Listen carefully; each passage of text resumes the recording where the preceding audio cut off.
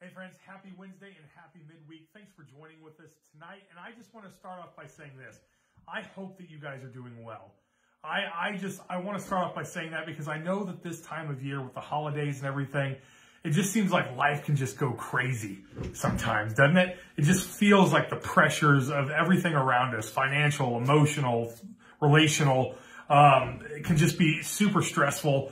And I hope that you understand that you're not walking through this life alone and that there are people here who care about you. And if you feel like you're just hiding in your pain or you're masking yourself and isolating from everyone around you, I just pray that you break through that and that you reach out for help. I know that this is a rough time for many, many people.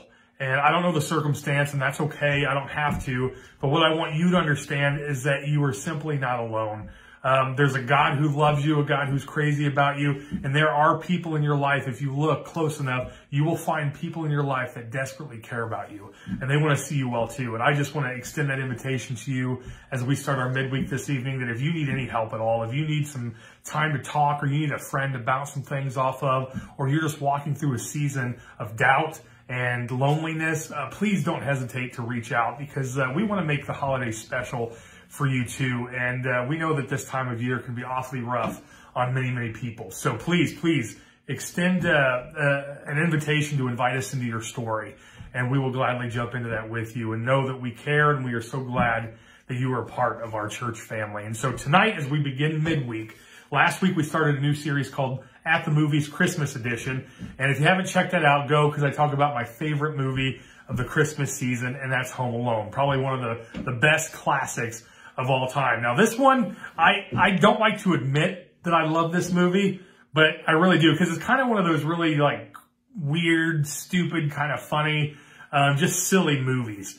And, but for some reason, every Christmas we end up going back and watching it several times. And it's just one of those feel-good, silly comedy type movies. And it's called Jingle All the Way. Now, I don't know if you've seen it before, but it came out in, let me see, 1996 is when this movie released. And so, man, it just feels like yesterday that it was 1996. And so this movie had come out. It's got Arnold Schwarzenegger in it. It's got Sinbad in it, if you remember who that is. And it's a movie about this dad. His name's Howard, played by Arnold Schwarzenegger. And he's got a family. He's got his wife and his son. Well, he's so stretched out all over the place, trying to please everybody, trying to be the best employee that he can be. And he works. The problem is he's not very dedicated to the things that matter. And so the beginning of the movie opens up with him at work, taking calls, making calls. And his wife calls in to remind him of his son's karate tournament or show that he's doing. And he promises that he's going to be there, but he ends up being wrapped up in work. And on his way, he gets delayed, and he just doesn't make it on time. And it's one of those movies where the son gets really disappointed, and he just doesn't understand. But Christmas is right around the corner, so they perk up a little bit. And then the wife asks, hey, did you pick up that special toy? Now, this toy is basically the gist of the entire movie. It's a toy called Turbo Man, and his son really, really wants one. And his wife had told Dad to go pick one up months ago, and Dad didn't do it because everything else seemed to be a priority over doing what he was asked to do. Does this seem familiar in your life? I know sometimes life gets crazy for us, and my wife will say things to me, and I just simply forget. You know, hey, could you change the washer to the dryer? Can you do this when I get home? Can you do that before I get there? And I'm like, yeah, I'll take care of it. I got it. And then she shows up and she's like, hey, did you do that? And I'm like, oh boy. So we've all been there and we've done that. And this movie really takes that to a different level. And so now Christmas is coming. There's a huge parade, and Dad is going out on Christmas Eve to try to find this toy, which is what the whole movie's about. Him, and he meets up with this other dad who is played by Sinbad, and his name's Mylan, and he's a postman. And so they meet up at this store. They don't know each other, but they end up kind of, shaking hands, becoming friendly, if you will, until the door opens to the store. And then all of a sudden it's every man for himself, and they're running over people. It's the classic Christmas shopping style. And so they're trying to find Turbo Man, and they can't find it anywhere. It's the most popular toy of the season. Everybody wants Turbo Man, and they just cannot find it anywhere. And so the whole movie is about them running from here to there, trying to find the toy, then battling each other, trying to get the last toy left. And they end up becoming enemies and then becoming friendly and then becoming enemies and becoming friendly. And it's just a series of this movie. Well, in the meantime, there's a parade that's about to take place that Dad promised he would be at. And so while he's trying to find Turbo Man, he's still trying to keep up with his promise, and he doesn't have a very good record of doing that. And so his son is starting to lose faith in who his father is. And it becomes a big issue throughout the movie. It creates tension in the marriage. And of course, it's one of those feel-good movies. I don't want to spoil the ending for you, although it's an old movie. And if you haven't watched it now, you probably aren't going to watch it. But now that I'm talking to you about it, maybe you will. And so it's a feel-good movie. I mean, it's got your silly comedy. It's got some weird scenes, but it's good. It's good for the kids. The kids enjoy it. I always go back to it for some reason. And it's probably one of my good favorite Christmas movies, as much as I'd hate to admit that. But I think it's a good feel-good movie. And so this idea that I want to talk about tonight with our midweek connected to the movie is the idea of being present with our family. And I know you hear it said all the time, every Christmas, about it's not about presents, but it's about your presence. And your presence, it does matter.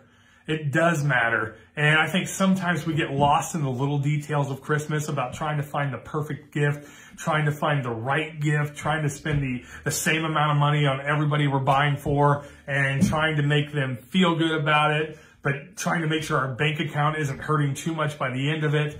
And man, it could just become a nightmare. Plus, on top of that, you add more Christmas parties, you add school programs, you add work parties, you add friendships and all this other stuff. And then on top of that, you try to add church to it. And then maybe you have to make a side dish for here and a side dish for there. And if we're not careful, we get so lost in all of the details that surrounds Christmas that we miss the part about being present in the life of those who love us and that we love. I mean, we go to work every day to try to put food on the table because we love our kids. But maybe more than that is just for you to hug your kid and to hug your spouse and to just let them know, like, hey, I know that I feel like I've been absent lately, but I want you to know I'm here. I'm here now. Let's take the most of it. And that movie really kind of shines that out. And so as we connect to the Bible tonight, I want to go to Luke chapter 11. And I want to talk about a time where Jesus was sitting with his disciples. These are his close friends. They've been doing ministry together for several years, and they're in the middle of this moment. Jesus now, he's a sneaky old guy. He would often go off and pray. And what I love about Jesus is although he was very, very busy, he was never in a hurry. Do you ever notice that about looking at the life of Christ? He was very busy all the time. I mean, he was doing things from the time the sun came up to the time sun came down. And yet he never found himself in a hurry to do anything. And I look at that and I think, man, how do you get there? How do you get to that point? Is it something that you can learn? Is it something that's embedded inside of you? Is it just you learning to say the word no, or maybe you learning how to say yes to the things that matter? Like, how do you get there? And what I noticed about Jesus too, and you see this all throughout the Gospels when it talks about his life, is he always made sure to go off on his own and give time to God. Do you notice that? No matter how busy the day was, no matter how crazy it gets, we see this recorded throughout the Gospels regularly, where it says that Jesus would go off alone and he would pray as it was nighttime, or Jesus would go off early in the morning and go pray on his own and get his day started. And we see this over and over and over and over again. But there's a passage here in Luke chapter 11 where it talks about Jesus, and we'll just start with verse 1. It says, one day Jesus was praying in a certain place. So there we see it right there off the bat. Jesus was already alone and he's praying. And when he had finished, one of the disciples said to him, Lord, will you teach us to pray, just as John taught his disciples? And so what they're noticing is that Jesus is doing things a little bit different than they're used to.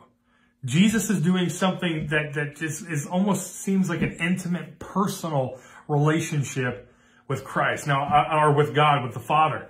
And they're looking at this and they're wondering, well, why in the world, why aren't we doing that? How do we even get there if this is what needs to be?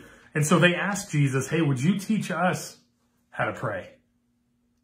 And what he says next is just, it blows my mind. In fact, it blew the mind of the culture that surrounded Jesus, because he says, when you pray, start by saying this, Father.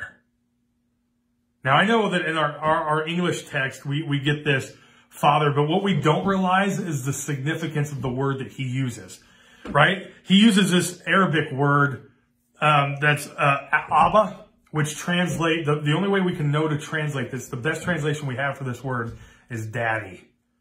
And so he's telling these men, these guys who are following him, his disciples, that when you start your prayer, start it by saying daddy or father or dad.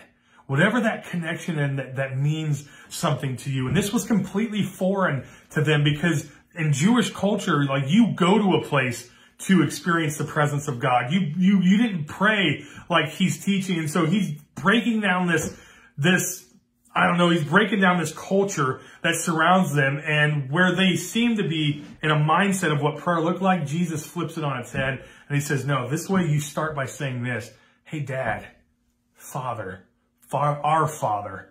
Like he's not just saying this is my dad, he's saying this is our Father. And when you go to him in prayer, make this thing intimate. Let him know that this is Dad and that you are craving his attention because he is already there. And he starts by saying, our Father, hallowed be your name, your kingdom come, your will be done on earth as it is in heaven. Give us today our daily bread and forgive us our sins as we forgive those who sin against us. And lead us not into temptation. Now, translations may word it differently, but what he does is he breaks down not necessarily what we need to say by word, but what we need to do in action and in feeling. And so this idea of father just really sticks out to me as we talk about this movie, Jingle All the Way. This kid just desperately wanted the attention of his dad. And I think in our prayer life, in our spiritual life, it's reversed. I think it's God that is desperate for our attention. And yet we get so wrapped up in the meaningless things, and we get so wrapped up in the small details of what surrounds us that we completely miss the intimacy between the Father and us, a good, perfect God who craves to have some time with us. And I wish that I could just have the faith that Jesus had, no matter how crazy the day is, no matter how busy the day is, regardless of my circumstances, regardless of what happens, period, that I try to make some time for God and for my family. But my guess, and this is just my guess, is that if you're like me, you struggle with all of that. And you're working hard there's no doubt about that. And you're doing everything that you think you can the right way. And there's no doubt about that. I'm not even questioning that. But what I'm struggling with, and I'm sure you're with me, is that after a long day with long hours, hustling, and trying to be a good dad, trying to be a good mom, a good husband, a good wife, a good friend, a good coworker, a good boss, whatever it may be in your world, I think by the time we get home, we just kind of forget that the things that really matter and the relationships that really matter seem so distant to us. I mean, think about your life right now and ask yourself, could I be closer to this person? And what can I do to get there? And my guess is the answer is yes. And you find yourself getting distant because we wrap ourselves up in the chaos that surrounds it, and we miss what really matters. And so this movie, Jingle All the Way, it's a good feel-good movie, but it reminds us of the fact that being present is important. And what Jesus is teaching again is not that we need to say these words specifically, but that we just need to take time to be with the Father, give the reverence to him that he needs, that he deserves, and just thank him, be thankful for the fact that he's supplying all the needs that we have on a daily basis, and pray for protection. That we don't get wrapped up in the enemy's snares, that we don't get caught up in all the chaos that the enemy is trying to trap us in, but that we can stay well-rounded and that we stay focused on God. And so, friends, as Christmas approaches, my prayer for you is that if you watch this movie, you really take some of this out and notice that just being present with people is the greatest gift. Just being present with them and letting them know that I love you, and getting on the floor and wrestling with your kids and having a moment with your spouse and just giving them some of your time and attention and maybe even a little affection, and just letting them know that, hey, I know that this whole thing is getting nuttier and nuttier by the day. I know that the culture we live in is getting crazier by the moment, but I just want you to know right here, right now, like I am with you. I am with you. And more importantly, make sure we start taking time to think about God and to give him the attention and to give him some energy and some time so that we focus purely on that relationship alone. Friends, I hope that you have a great week, and we look forward to seeing you this weekend. If not, we'll see you next week with our next movie. Have a great week.